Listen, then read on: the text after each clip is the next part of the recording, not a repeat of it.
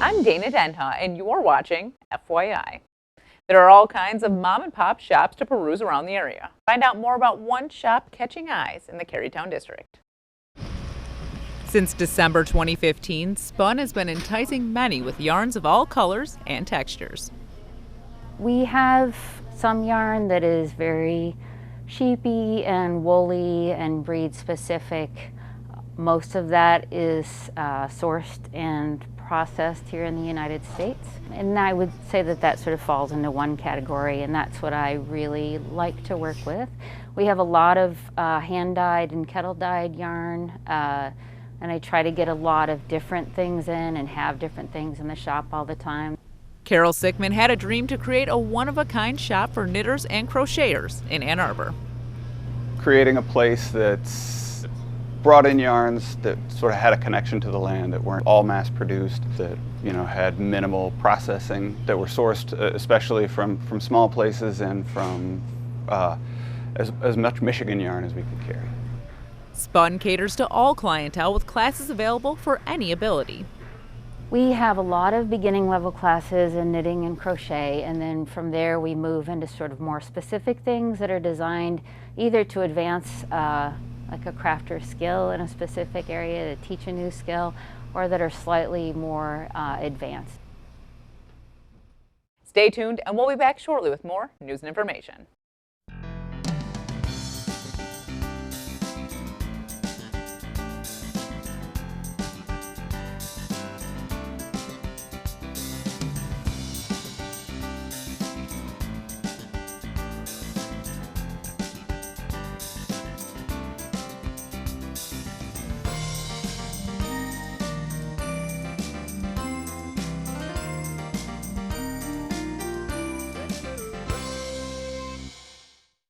Pack that lunch and dust off that old backpack because Washtenaw Community College wants you to go back to school. From first aid to food, WCC opened their doors to students of all kinds during their free college day. This program started in 2014 with 4 presentations, and it's now grown to over 22 classes that are being offered, and we've got more than 500 people registered to come and enjoy the day here on campus. It's just fun, and it's free, and you can just go and explore a new idea or a new interest without a big commitment. Some of the classes that are being offered today are like iPhone photography, CPR, spices, a flavor for all seasons, so for all of the foodies and cooking lovers.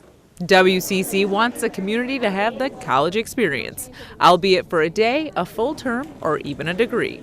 Whether people are looking for a degree, or licensing and certification, or personal enrichment. We have someone for everyone at all ages and stages of their career, of their academic journey, or of their enrichment.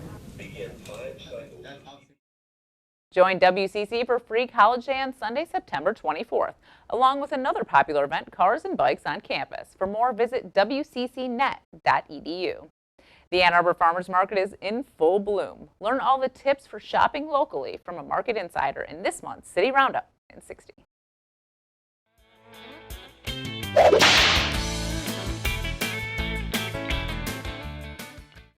Hi, my name is Stephanie Willett. I'm the Ann Arbor Farmers Market Manager. We are here right now at the Carytown District neighborhood at the Ann Arbor Farmers Market.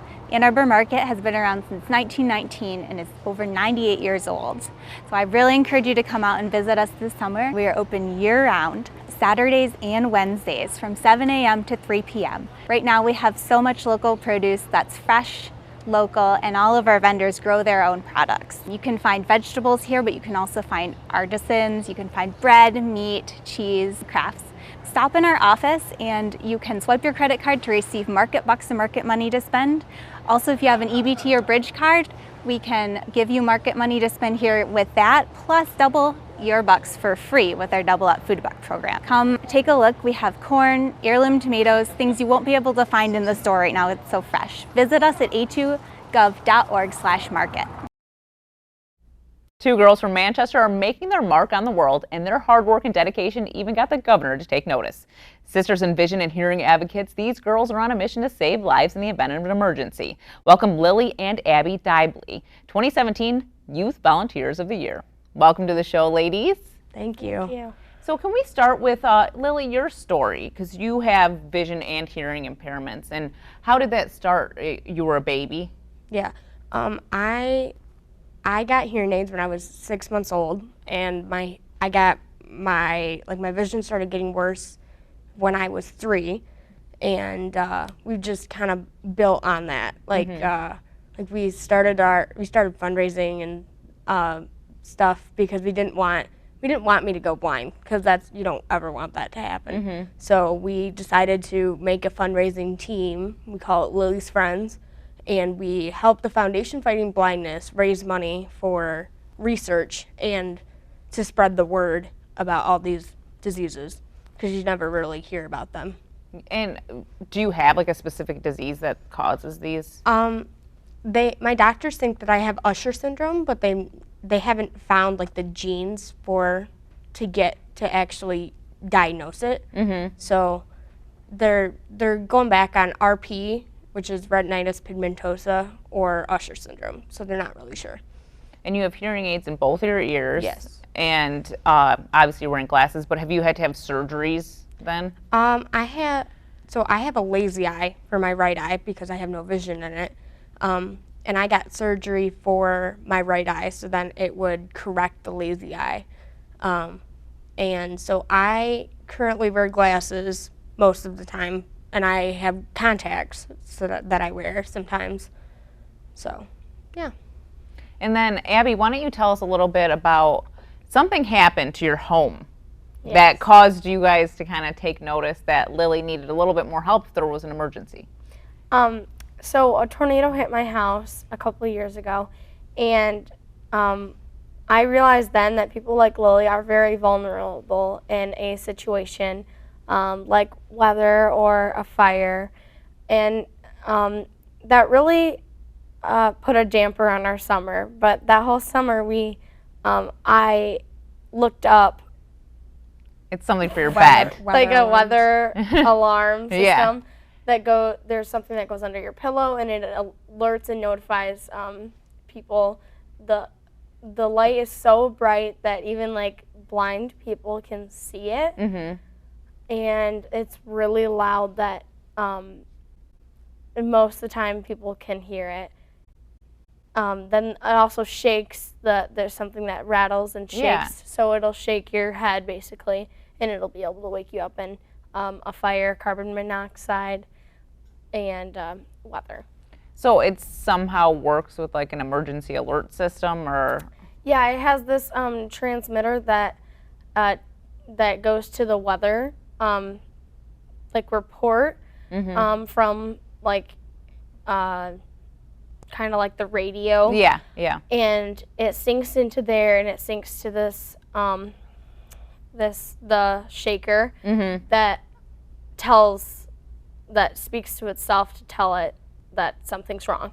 So do you guys have one now at your house, or? We do. Okay. Yeah.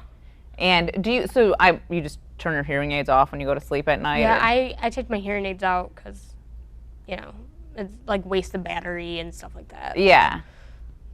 So have you tested it, or has there been a situation where you've had to use it? So we have tested it on our, there's a wireless transmitter that goes to the smoke alarm.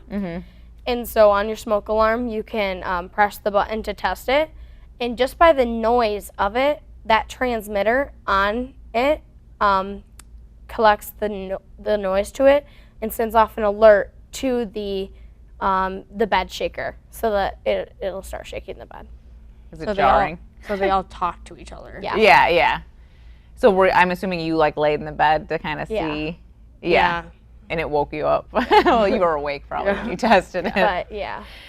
So then you guys actually started, you mentioned you were raising money before for, what was that? Foundation Fighting Blindness. And how much money have you raised for that? I've raised over $150,000 Wow. for Foundation Fighting Blindness. And what do? Do you just have like fundraisers or walks? Or? Well, we have a fall fundraiser we have a annual fall fundraiser, and it helps raise money for Foundation Fighting Blindness. We've kind of put our two groups together, and we raise money for both of them. And then we do Vision Walk, which is in May, like every May, and that raises money too. So you like we go to local businesses and stuff like that to raise money, and then we'll walk at the Vision Walk in May, and we just have like a really good time with everything. Like all of our friends and family come, and we just have a blast. Yeah, with it. that's fun. Like we put these big tubs out at in Manchester. We ask people if we can put them out in their stores or whatever, and a lot of people usually like we put what this is about, and usually people read it and then put a donation inside. Yeah. So you guys actually recently got recognized by Governor Snyder, Youth Volunteers of the Year. This was just a couple days ago. You got these awesome awards. So what is a Youth Volunteer of the Year, and how did you guys become one or two? So to get this award, you have to have a lot of volunteer and service award, a lot of hours that you use. So if you keep track of your community service hours, and like I write them down as I go, and you have to have enough volunteer hours to get this award. Plus, you have to have people nominate you. So, like, our parents nominated both of us, and then we won with all of our hours and with our, so. How did it feel to get recognized for all your hard work? Because I assume, like you said, you're 15 and you're 13. Yeah. I assume a lot of 15 and 13-year-olds aren't volunteering nearly as much or at all. Right. It was nice because someone, not that people don't recognize us, but it was nice to just get recognized in front of people so that they know what we're doing. Yeah. Yeah, it felt nice to be like recognized, because they're, some people are just like, oh, well, they just, they volunteer, whatever. Well, it was interesting because we were there with all of those other amazing volunteers, and that doesn't happen on a daily basis. Yeah. You have to work for it. So, and we spend a lot of time, and we spend a lot of our time, volunteering and helping people because we want to help people. So. And you actually got to meet Governor Snyder, and he awarded you with these awesome Michigan trophies. So how was that too? I mean, I imagine it was probably pretty exciting to be awarded at that level. It was exciting. There were so many people there that are like you, that are trying to make a change in the world, and it was just kind of nice to see all those people that they do good stuff too. Yeah. Lily, how is it to have a sister like Abby that is such a strong supporter of you? It's really nice. I don't know what I would do without her. She's amazing. She does so much for me, and I feel like I don't deserve that sometimes, but she does so much for me, and it's so nice to have that. I mean, because I just feel like you guys have such a special relationship with sisters. Sometimes there can be a lot of like tension, and you fight about a lot of stuff. And I'm sure you guys argue about things here and there, but you just seem to have like such a nice relationship, and especially with a younger sister, because they can be annoying, I guess, sometimes. So I commend you both on like just being so close to each other, because I think that takes a lot of maturity in itself.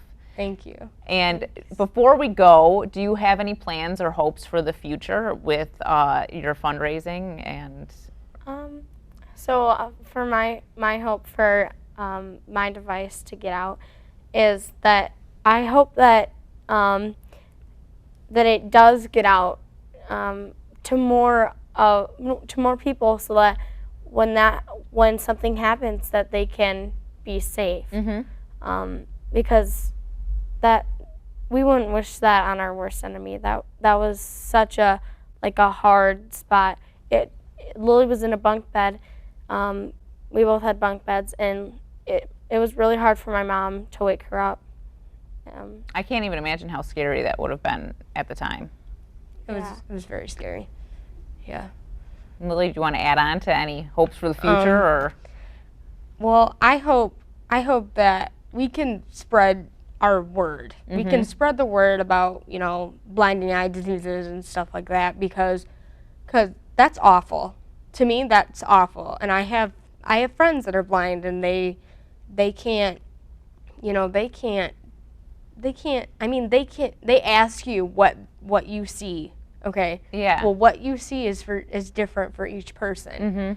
And so I hope that we can, you know, raise enough money that someday, you know, there won't be this bad thing that's going around. Yeah. You know, like, I just think that's, like, no one would ever want to be blind, and no one would ever want to be deaf. Like, we have to do something about that. Yeah. And so that's why we're raising money, is that we can do something about that, and that will help.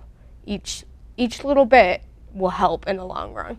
All right. Well, thank you both for coming on the show. Thank you for having us. For more on this and other programming, visit a2gov.org/CTN. Thanks for watching, and tune in next time to FYI.